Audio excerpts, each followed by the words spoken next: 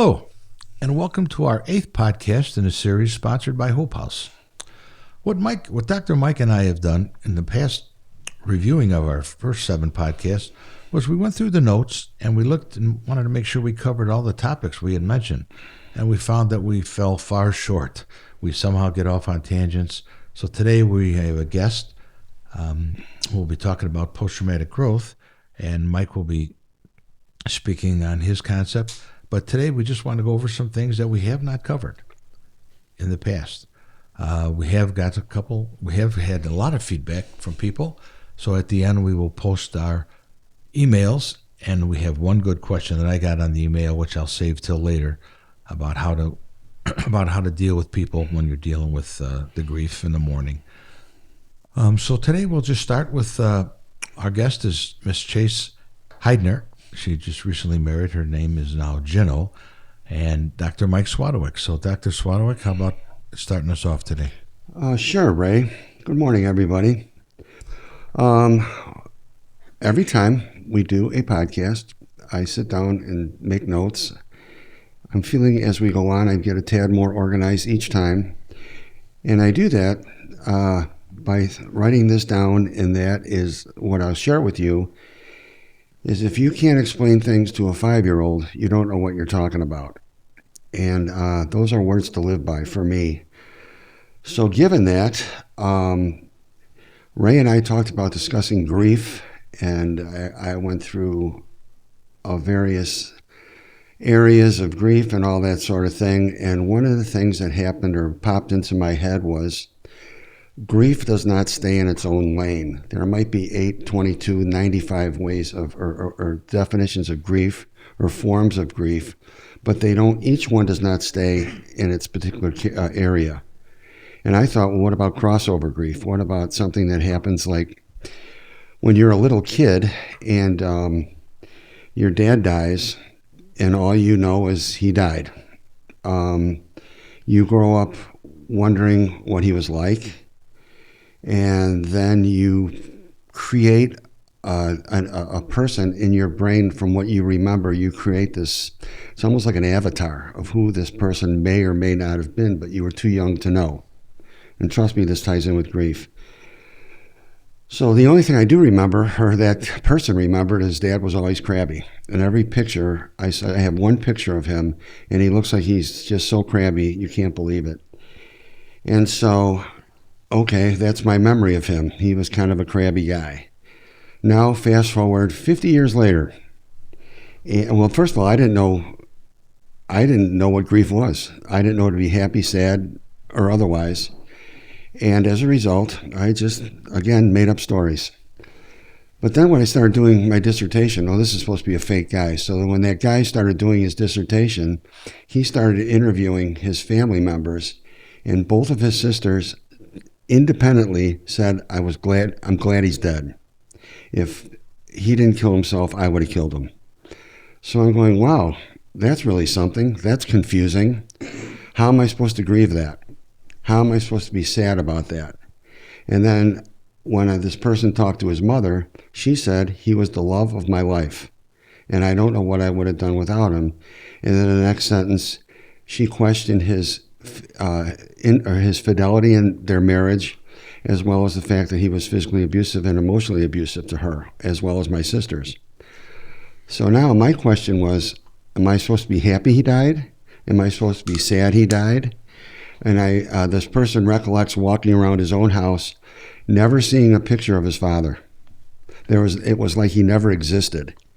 And so my question, and as we lead into our discussion today, is, what is that?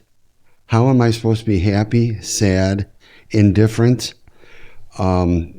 curious? I always wondered what it would be like to have a dad, a real dad, who said, you better get out there and do this or do that. I didn't have that, or that person didn't have that. I'm being facetious. But I thought about that, and as we're talking about grief, that's what made me think how the various types of grief can overlap. And what do you do with that?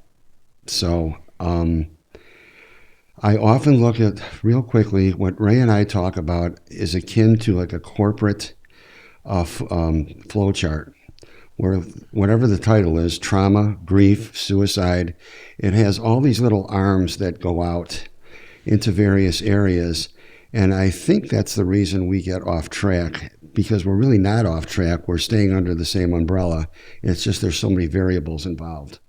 So that's my story, and I'm sticking to it. We'll talk about that as we go on today, about when grief overlaps. Grief, as I'm looking in the notes about grief and trauma, and how it's so closely connected to post-traumatic stress disorder, which you really embraced your diagnosis last week. Mm-hmm. But the end game, I guess, is post-traumatic growth. And we brought in a person today to talk about post-traumatic growth. She has a tremendous growth inventory, which I have never seen. I've had some other things that I've used, but we'd like to introduce Chase Heidner. Chase, how would you like to address that post-traumatic growth? Hello. Well, first, I appreciate that you guys had me on today. It was a last-minute thing, and I'm normally behind the scenes, so I'm super happy to talk about this and participate. Yes. So, a little about how I arrived at the factor of post-traumatic growth. I was studying psychology in college at DePaul, and the man that I was dating at the time, he tragically, unexpectedly passed away. We were together 3.5 years, and just a tragic accident happened.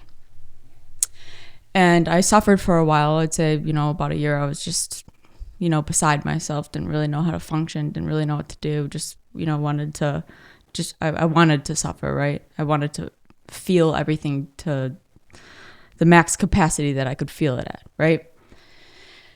And then, so I wasn't taking my classes, and then boom, something flipped, and I went right back into it, full force, 110%, 5 classes, 2 labs, and other extracurricular activities. And that first quarter, because DePaul's a quarter system, the first quarter that I went back in one of my classes, I came across the construct of post-traumatic growth. And it really helped me because I was able to put, definitions to things that I was feeling inside, right? And it's 21 items on this questionnaire. And, basically post-traumatic growth is kind of the bright side of trauma, right? You have post-traumatic stress disorder, PTSD, and, all the negativities that come from that, all of the hardships and adversities that one feels from post-traumatic stress disorder.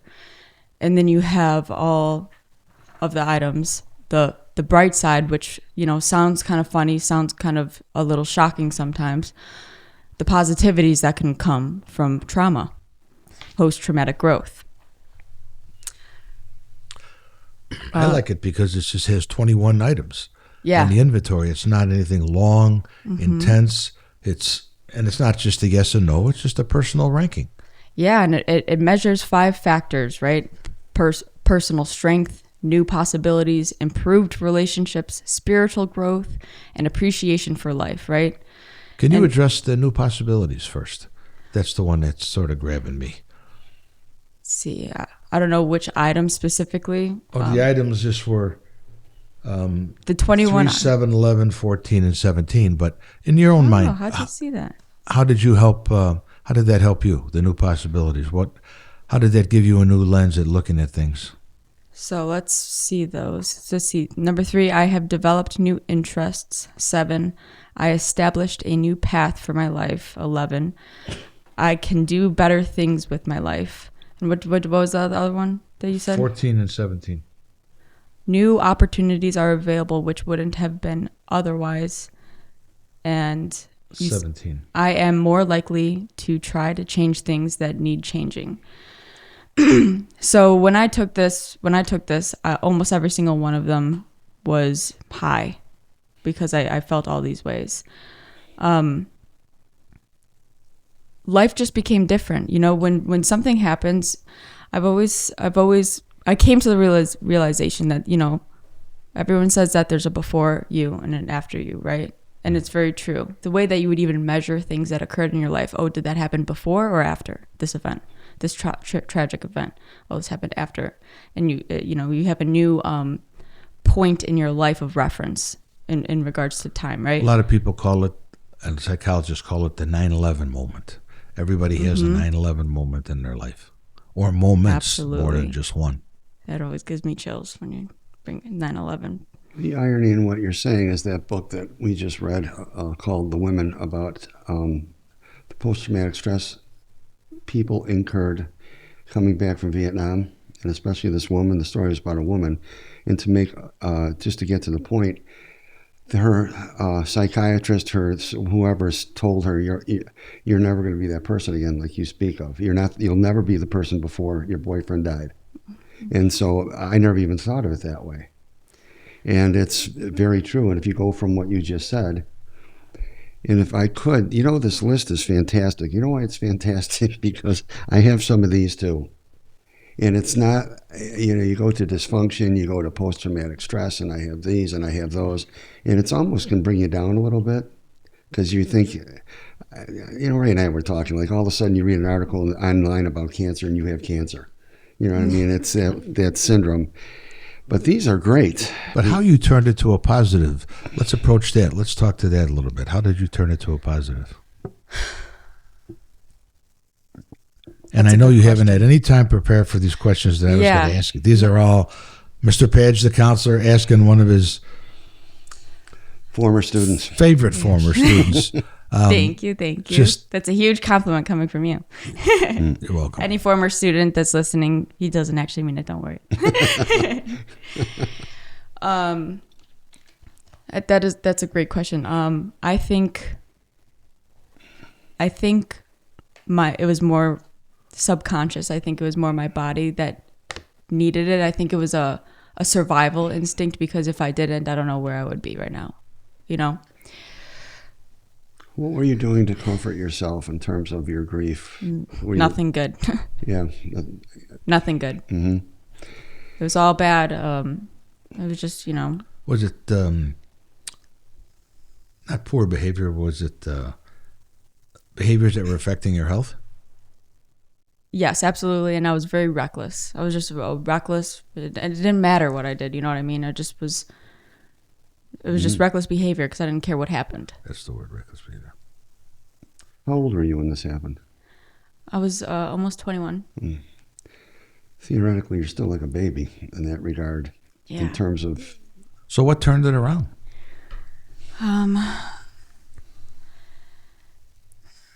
It's just, that's kind of the way that I've always operated in my life, where I go from 0 to 100, and then I stick to 100 for a couple years, and then I can go back to 0 and not knowing what I'm doing.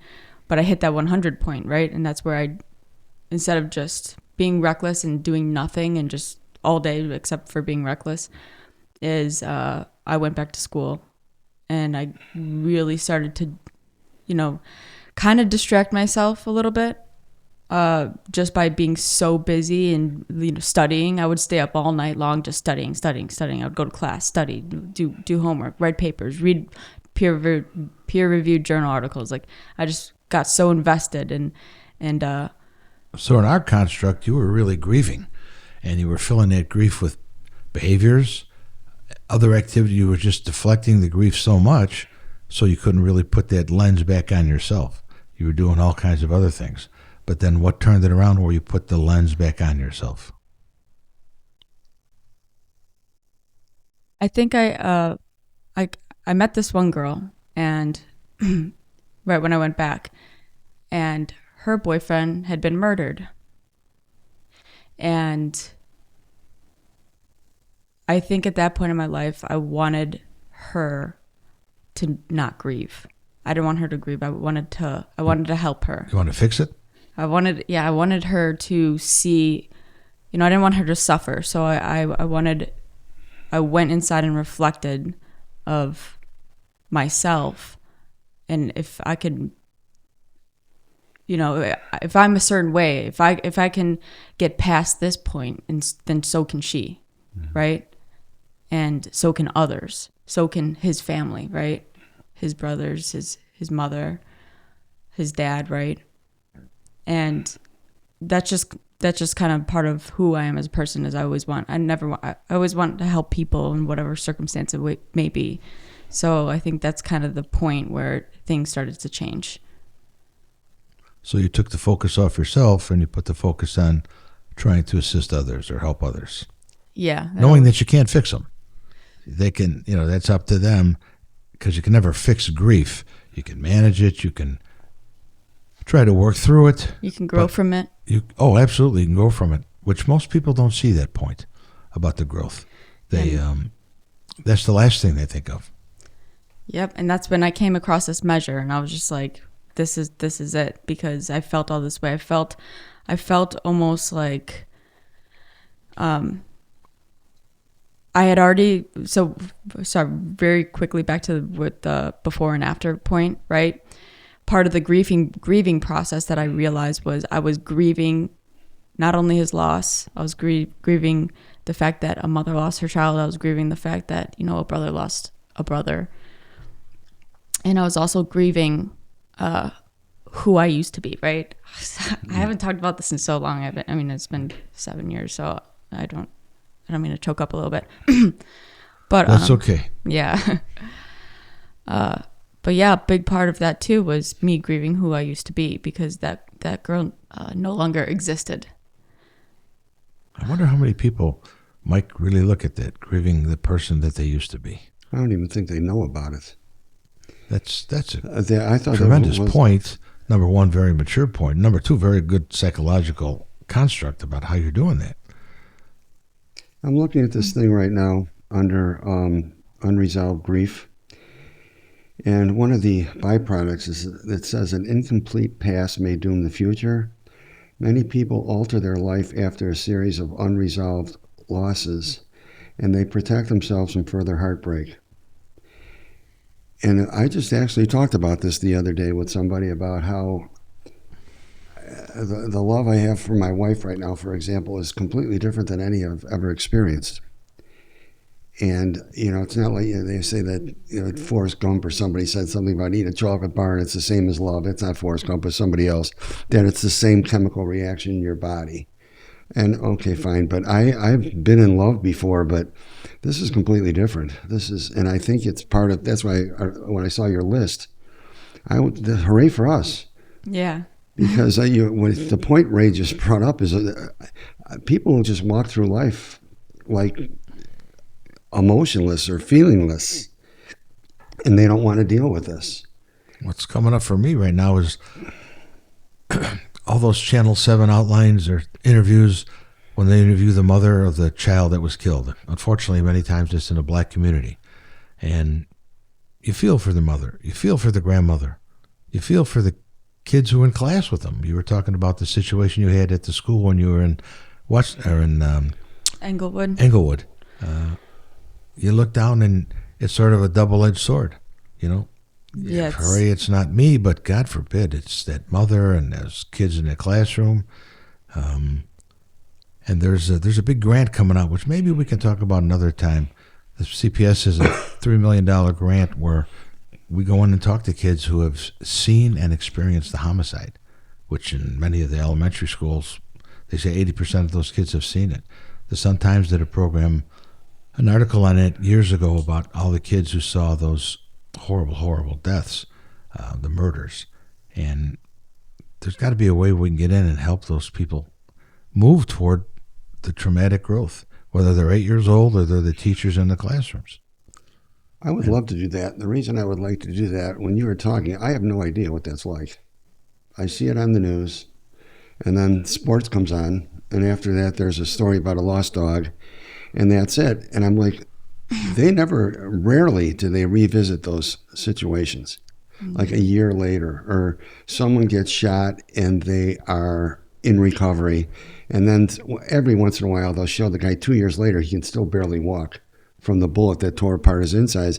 They don't show that enough. They don't show the long-term, and we talked about this a million times, the long-term effects of trauma and grief. And there is no time limit. We know that. We've talked about that to death, and no pun intended. It's just, what turned you around is what turned you around. You know, you didn't just open up a manual, a grief manual, and say, here it is, and now I'm good. You have to live it. And that's what I think when we're talking about these public There's school no kids. formula for the healing about it either. You can't say, well, step ABC or No. in 2 years this is going to happen. It's different for everybody. Yeah, and I think And how you took that on, thinking of all the other people involved in that death, the grief of all the others. That's pretty empathetic on your part.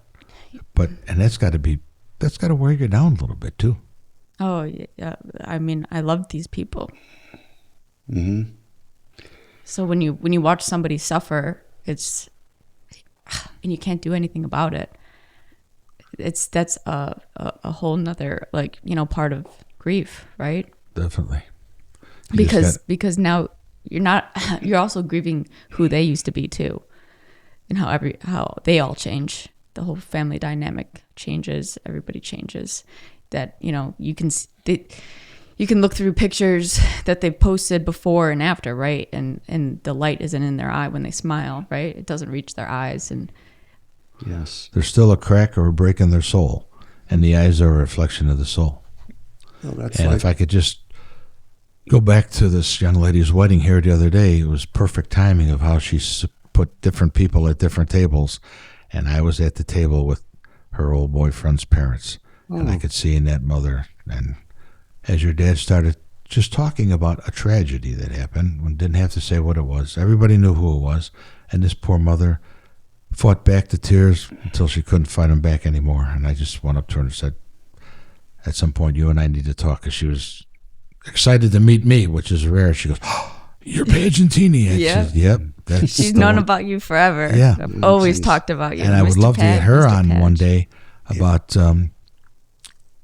holding on to it, keeping a tight hold on it. Is she ever going to not let it go? Because I don't think she will.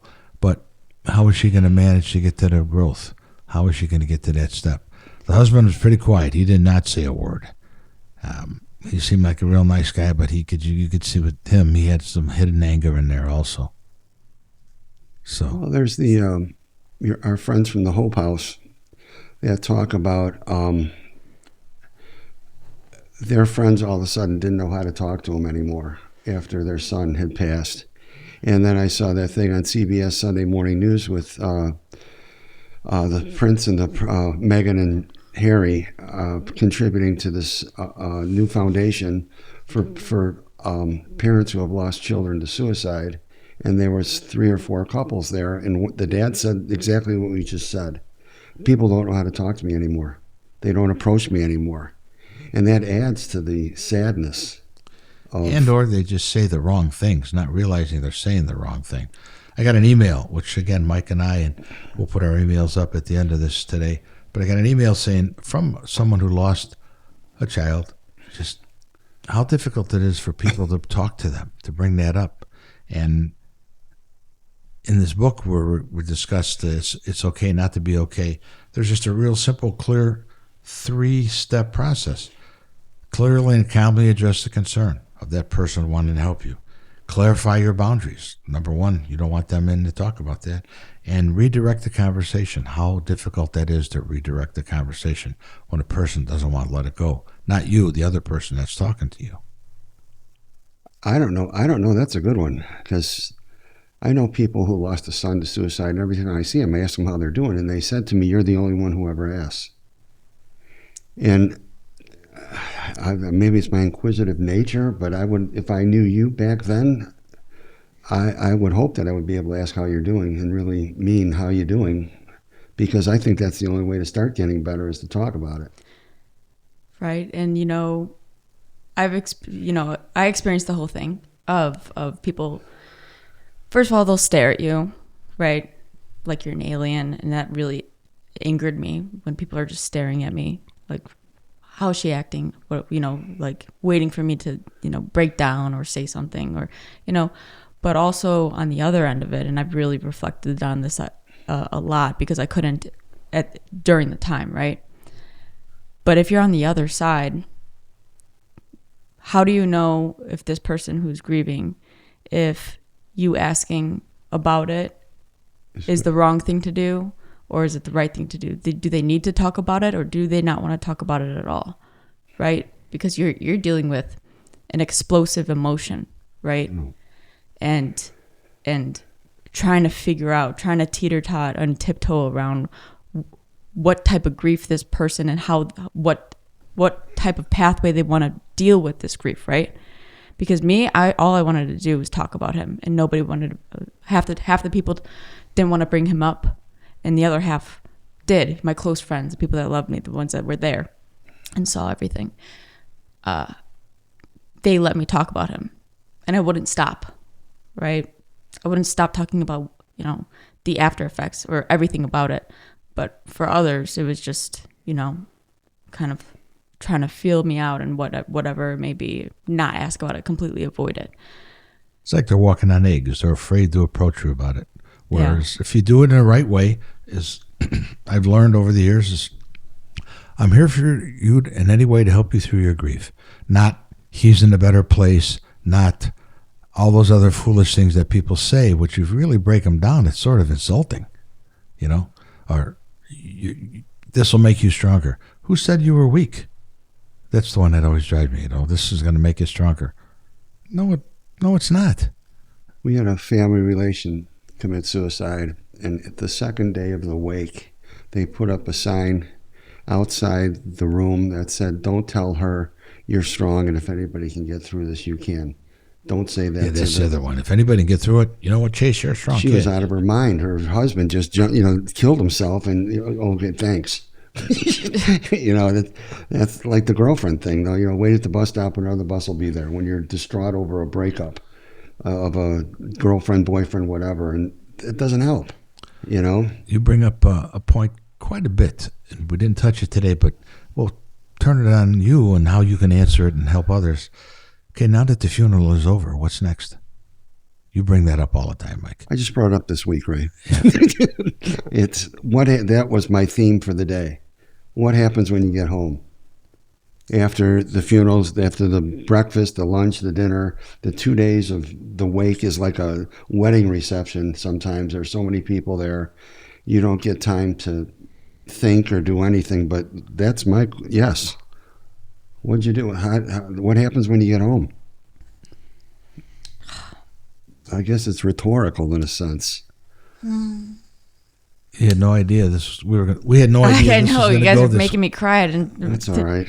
because Tears are welcome. I've written about it, what happens when you get home, but I don't think I've really said it out loud. But Are you comfortable saying it out loud? yeah, I don't mind Go ahead. as long as I don't cry. And if you cry, just we have a pause button or Right. an editor. Just So cut out that part, right? I'm gonna say it was me. yeah, don't cut out. I think that people It's need Dr. to Mike. see that real, genuine emotion. Because it is real, yeah. It's emptiness, right? The air is empty, and everything around you is quiet. That's what it was for me. I just sat there and I just was like, I just felt like I was just around emptiness. And you just gotta sit there and take that in. Like, oh gosh, the closest person to you at that point is not, they're no longer there. So, oh gosh, I apologize. No, it's okay. And then the work starts, right? The entire grieving process. And, they say, the stages of grief, right? And it's not linear. You can start with, denial, and then you go to acceptance, which is at the end, right? And then go to denial, and then go to... And even now, though, that's been discounted because Ross developed those stages for someone who was dying, but still living, but who was dying. So now you have a lot of people in grief who do not use the Elizabeth Kubler-Ross model. There's other models, and like you said, it's not linear, it's circular. You're going to be in different points of grief at different times, and the trauma is going to come up and reaffirm itself. And then how do you go from PTSD, which is to post-traumatic growth? How do you get to the growth through that, with that, in that? I don't know. My sister-in-law killed herself, and she had tried several times. I didn't know that until the actual event took place. And she had an after the wake was over. My mom invited everybody back, and there was a huge party at her house. And everybody, it wasn't a celebration. It was just people drinking at a different place or getting high somewhere else instead of the bar. I got so mad. And they took up a collection and said, here's $125 to my brother. And I just thought that was all so insulting that they would do that. And, she took herself out in the basement of my mom's house. And it was just so eerie because it was like the scene of the crime was right down the stairs. Mm. And I don't know how my mom did that or my stepdad did that. They just stayed there. And the oven was downstairs, so every time it was Thanksgiving, I used to go down and check on the turkey and ask Nancy how she was doing, because I felt that presence. I don't know. That's what I mean by that. It was so weird. I was so mad at that after party because it was so disrespectful. Because that's basically what killed her, was partying, and it added to her depression and whatever else she had. Anyway, it was just weird, strange. We're bouncing a lot of topics off today, which is good. Yeah. You're doing well. Thank you. That's normally when I do totally different type podcasts, it's more like I'm not tearing up over here, but when you asked about how do you get to post-traumatic growth, I think it almost has to be conscious. It's got to be a conscious effort. It's work. We talked about that 2 podcasts ago. I don't know if you were here. Just doing the work. What kind of work did you do to get through it? Or get to it, not through it. You want to get to post-traumatic growth. What kind of work did you do? I had to learn who I was, right? Not only did I have to learn who I was, I also had a chance to develop who I was, because now that the old me was no longer me, I had a new me to develop, right? So I really had to go inwards and who am I? What's my purpose here in this world? What am I trying to do for this world and in this world, and everything in between. And as I thought more and more, I thought about life, I thought about people, I thought about, okay, how does one even come to the arrival about what one's purpose is, right? And for me, I thought about, okay, there's a reason why you're passionate about things, right? Everyone has their own passions. And it's not just one. You can be passionate about something very intensely at one point in your life, and then something happens, what I like to call a passion shift, right?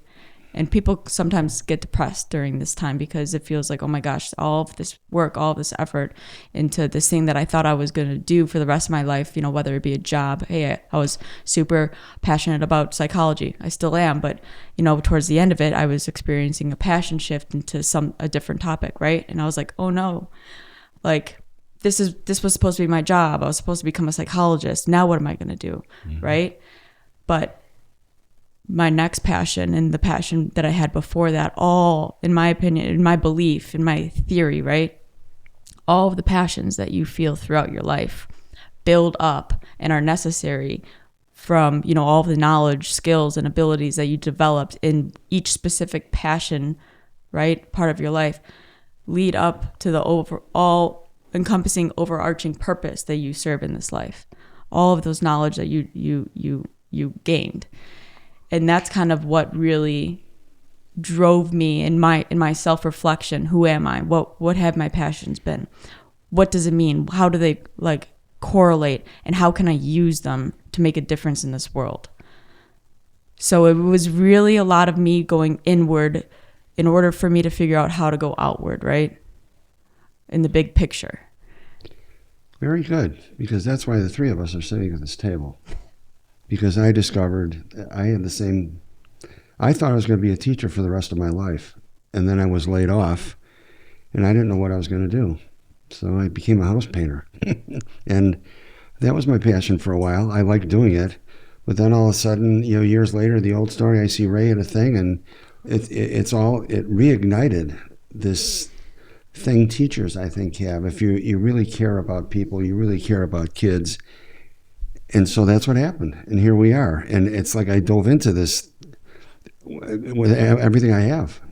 You know, I do something about this every day, either reading, writing, or talking with you or talking here.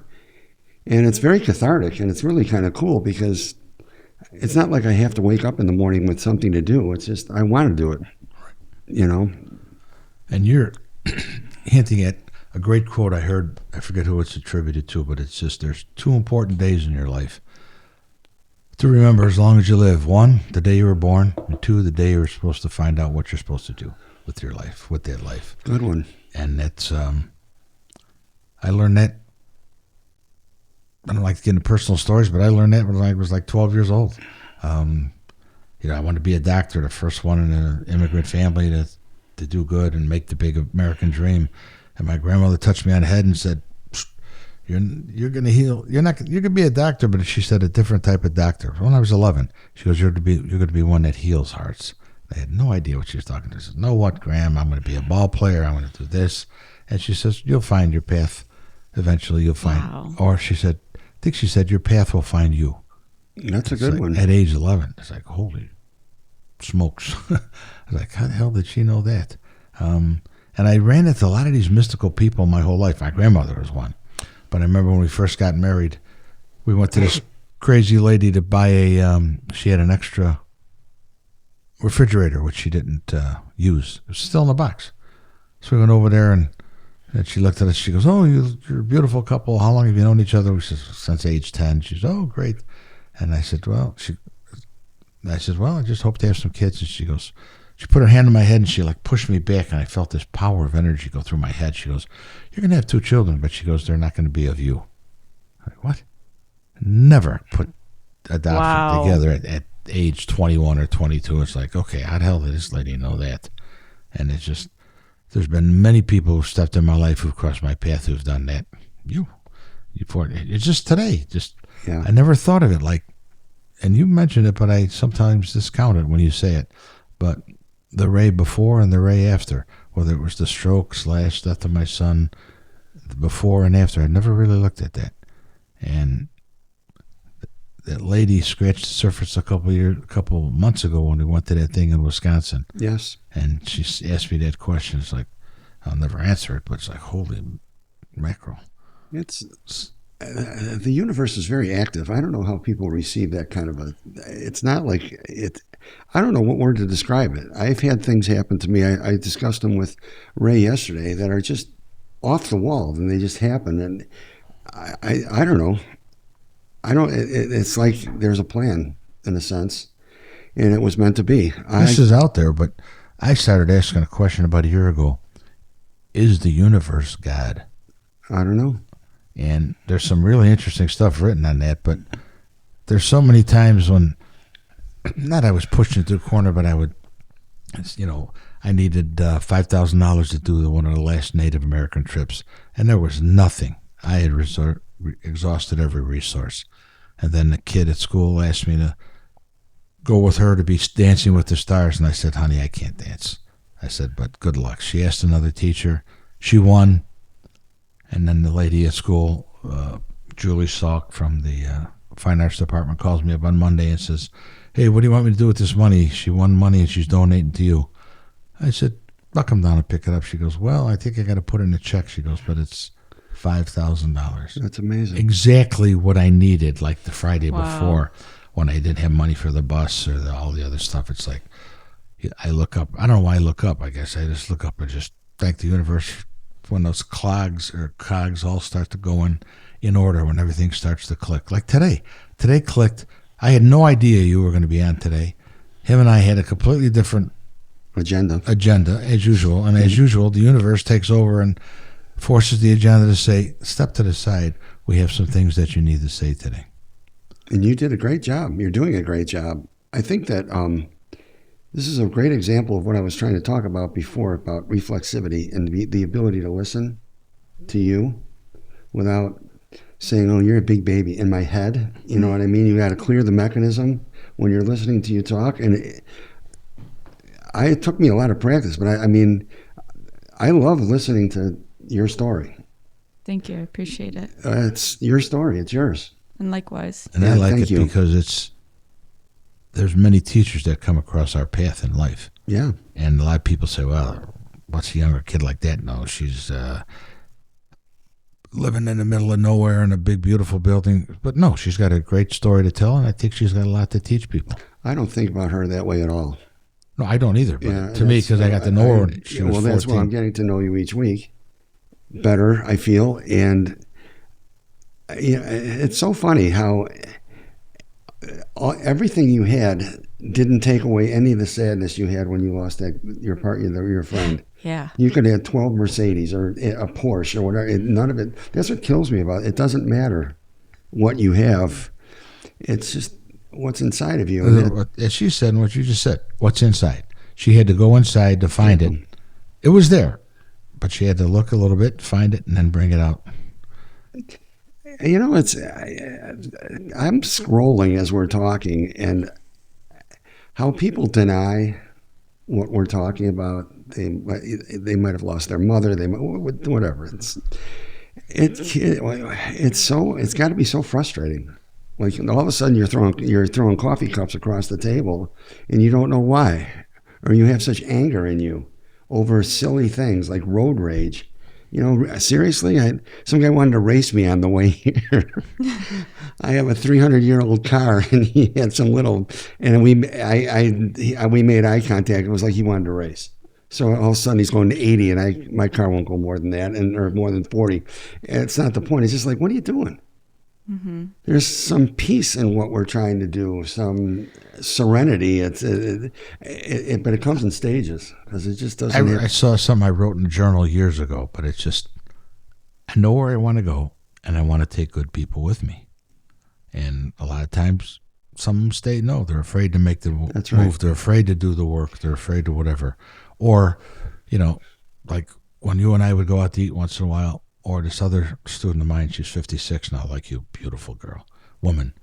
And you walk into a bar and my wife goes, isn't that awkward? I says, no, that's Chase. And she goes, yeah, did you ever look at Chase? I said, not really, but yeah, that's Chase. Or the other girl's name is Patrice. If you're out there, you owe me lunch. Patrice is the same way. She was just one of these brilliant human beings at age 14 who I learned a lot from, who had a couple nasty, horrible deaths in her life and how she responded to that. So I think grief they say life's a great teacher.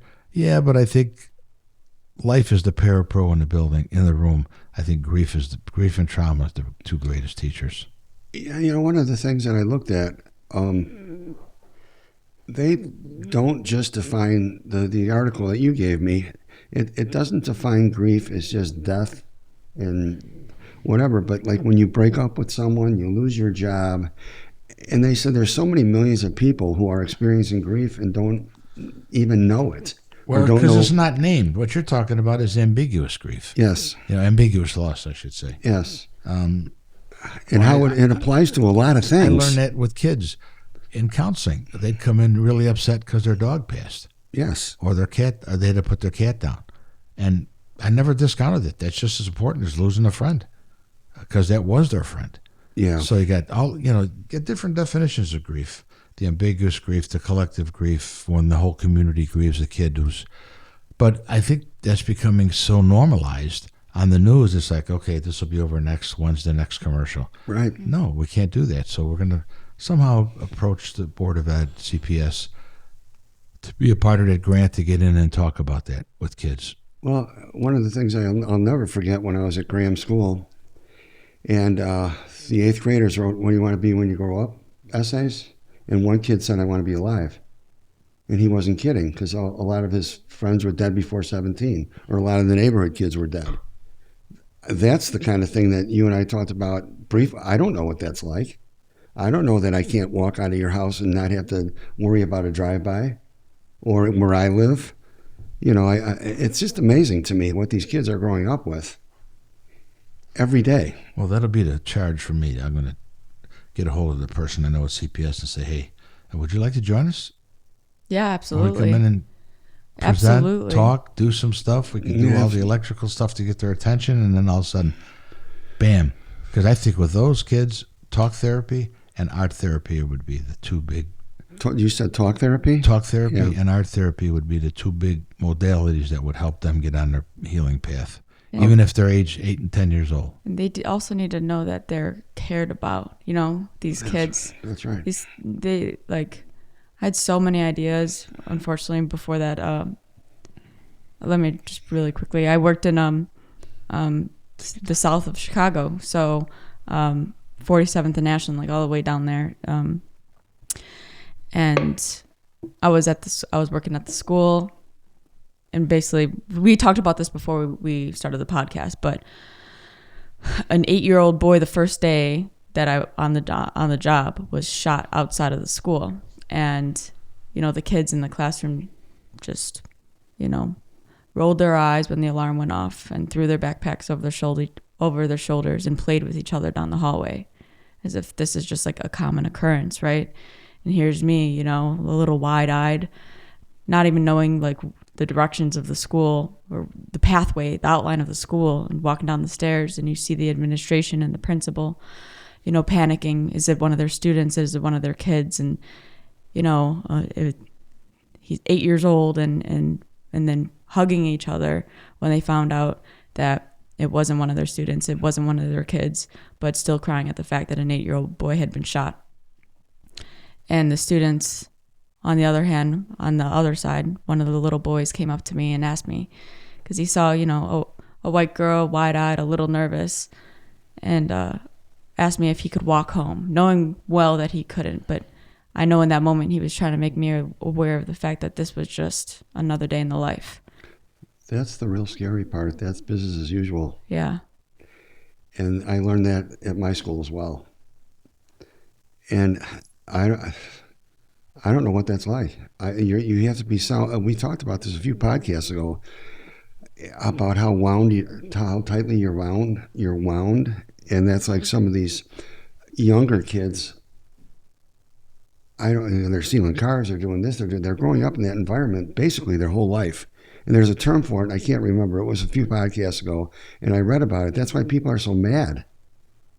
Their spring is so wound so tightly, they have no release, no nothing for it. And it would be nice to go talk and let them talk. That's the thing. We would facilitate their talking. It would be a talking circle, which is an old Native American technique where we give them this talking stick. Whoever has a stick can talk. But I think it's important that we listen to them, because what we can take away, we can maybe kick upstairs to the administration and say, hey, maybe how about 20 minutes a week where class is shut down, the gym is shut down, outside is shut down. Let's just sit around and talk. I saw Goldie Hawn at a reading convention. She was one of the keynote speakers, and she was promoting this program where kids meditate. There's a meditation class for the whole school, and they said things were like any stress-related fights and all sorts of things were all down because of this meditation, this time out during the day. And they call it different things over the years, Zen, mindfulness, whatever. Yeah. But the kids need that spot to go, or just to be quiet and sit. And if the kid's sitting there crying, you go up and say, okay, is there anything I can do to help you? And if they say no, you let them cry it out. That's right. Which, don't ever say don't cry, oh, no. because if you stop crying, you start dying. And that I made that one up. When you start bottling up those feelings, there's trouble at some point in your life that is going to manifest itself in some way. And even by you talking today, if it was me, I'd probably feel better. At least I got more out of my body, and you share it in a really nice way. I'm proud of you. Good for you today. Thank you. You get an A. I always told her she'd be a great counselor. Yeah. Because when she listens with her whole body. You can Her tell. face, the shoulders are turned, everything is listening. And how many times have we talked since you were 14 in that office? Oh, yeah. That was Mm-hmm. some good conversation. Always. Well, we're about 50. How many minutes are we in, Mike? 50. 50. It's one of the longer ones we've had. Mm-hmm. Anybody like to add anything before we close? Chase? Just thank you for allowing me on today, and Oh, that's our honor. I Mike? love listening and just talking. So Just keep going. I have now 8 podcasts that we got halfway through my notes on, 8 in a row, 7 in a row, and that's great. Because now, whenever we're going to do another one, I have everything. I really enjoy this. My hope is, and I won't talk long, I promise. It's just to have people listen to this. And if Ray and I talk about this all the time, if we can help one person, it's mission accomplished. And that's the way I'm feeling. I post stuff on wherever I post stuff, and it's like I don't care what the reaction is going to be as long as one person reads it. And I'm getting really positive responses to things. And it's very gratifying. So that's it. That's all I got. I'd just like to close with my email, Ray, R-A-Y-P-I-A-G, raypage@yahoo.com. If you have any, not questions, if you have any insights or things you'd like to add to the discussions, please send it to me and we'll include it on our next podcast. Mike, your email? It's swati1202@gmail.com. It's whenever I post something on Facebook or LinkedIn or wherever I put it, both our emails are on the post. New podcast, reach us at what he just said. And if you'd like to contact any of us today, Mike, myself, or Chase. Chase, would you? Yeah, sure. You can email me as well.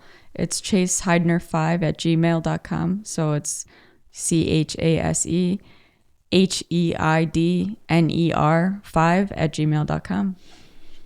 And with that, we'll close a successful podcast number 8, and we look forward to the next one. Thank you and have a good week.